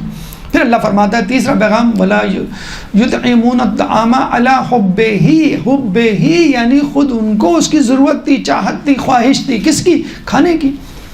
آپ جب افطار میں بیٹھتے ہیں تو آپ کو جی چاہتا ہے نا، ہم تو کہتے تھے بڑے مزے سے پکوڑے، چھولے، دہی بڑے، فلاں چیزیں ہونی چاہیے ورنہ ہم افطار نہیں کریں گے. رمضان کے واجب روزوں میں ہم الٹیمیٹم دے رہے ہوتے ہیں گھر والوں کو، یہ کیوں نہیں ہوا، یہ کیوں نہیں پکایا. اور وہاں فقط ایک روٹی، یہی اسکوائر میل تھا، اسکوائر میل، کوئی اس میں سرکہ شہد یا سالن کا تذکرہ ہی نہیں ملتا ہم کو، ایک ایک روٹی سب کو دی ہوئی تھی علی حبہ، اس کو کہتے ہیں ایثار۔ ایثار کیا ہے کہ انسان وہ چیز جسے کہتے ہیں کہ کسی کو دے دے جس کی خود اس کو ضرورت ہو، یہ کہتے ہیں ایثار۔ دینے کے حوالے سے، اللہ کی راہ میں خرچ کرنے کے حوالے سے 5 کیٹیگریز ہیں۔ ایک تو وہ شخص ہے جو نہ خود اپنے اوپر خرچ کرتا ہے نہ دوسروں کو دیتا ہے، اس کو ہم کہتے ہیں لئیم، بدترین شخص، لام حمزہ یہ میم، لئیم۔ دوسرا وہ شخص جو خود تو کھاتا ہے، خود تو استعمال کرتا ہے کسی چیز کو، دوسروں کو نہیں دیتا، اس کو ہم کہتے ہیں بخیل، کنجوس۔ ایک عام آدمی کہ جو خود بھی کھاتا ہے، خود بھی استعمال کرتا ہے، لوگوں کو بھی دیتا ہے، مخیر حضرات، ينفقون مما رزقناہم ينفقون۔ تو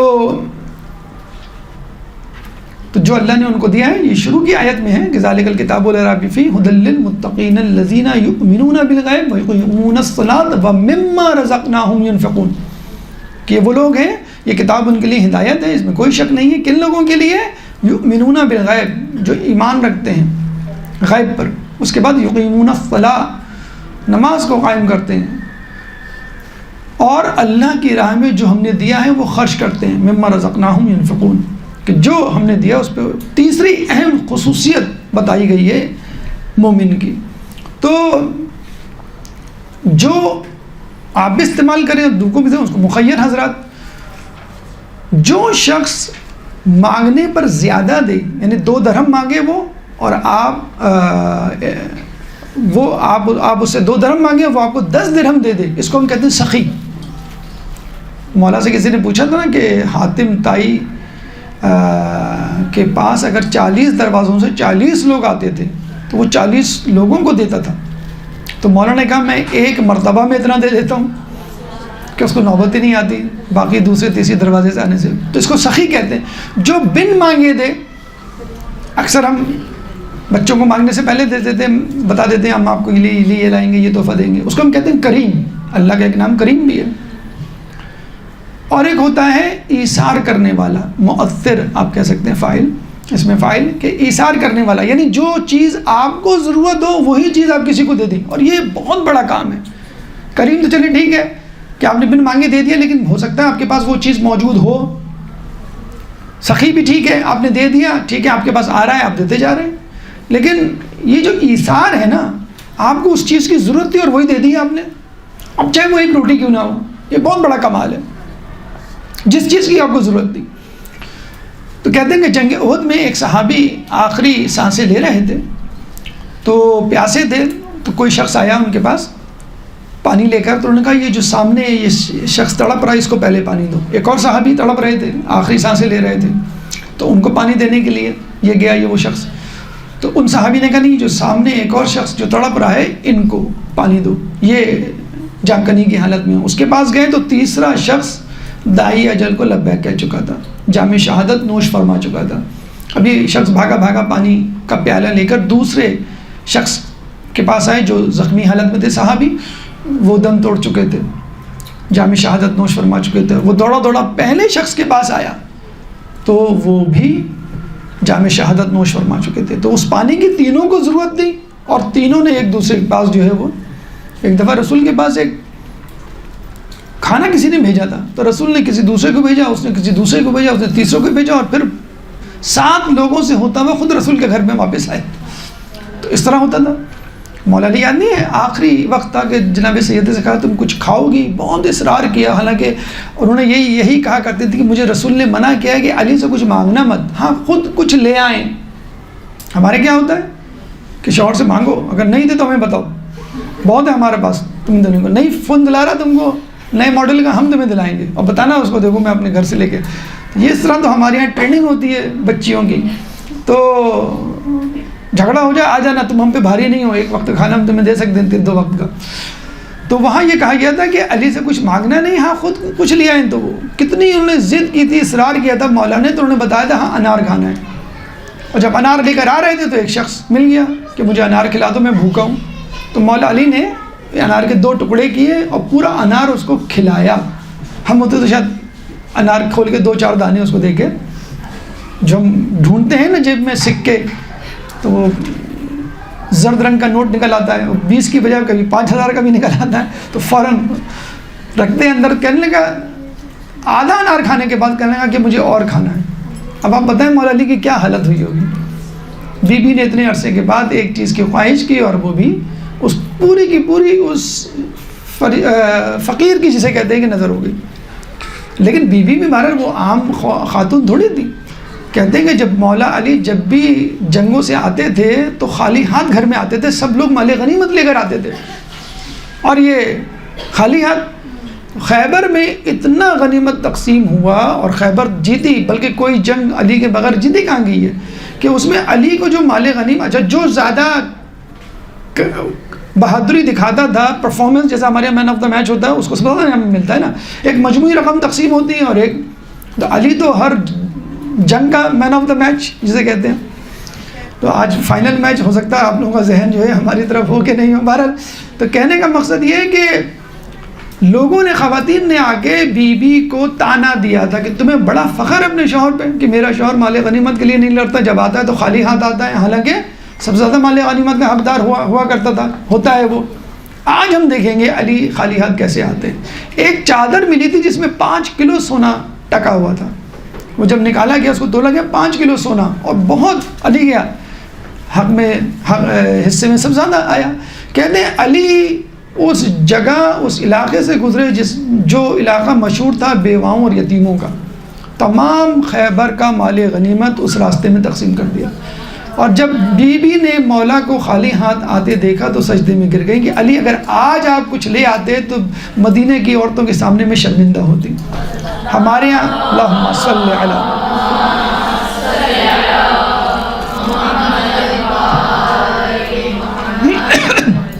اس کے بعد 5واں پیغام وہ خود اہل بیت اپنی نیک افراد فرماتے ہیں کہ جو بھی وہ کام کرتے ہیں کیوں کرتے ہیں. 5واں پیغام خلوص نیت علی حبہ.